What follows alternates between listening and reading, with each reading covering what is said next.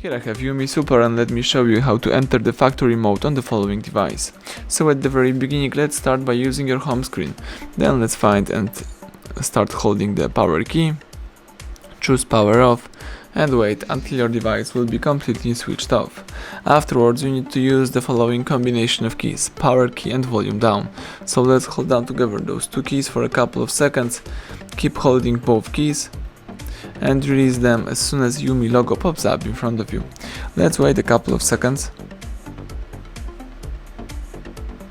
And the factory mode is almost on the screen.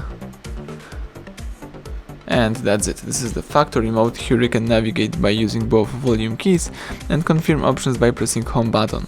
As you can see here, you can use this mode in order to perform the auto test, manual test, item test.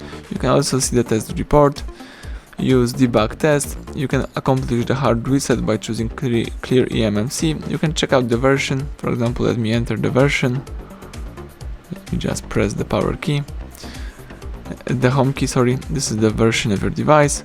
If you would like to go back, let's enter one of the keys, I think the home button or the debug key on the LED panel. And if you would like to quit the factory mode, let's highlight reboot and press home button to confirm it. Right now the device is restarting and booting into a normal mode. So let's wait a couple of seconds until you will be able to use your device.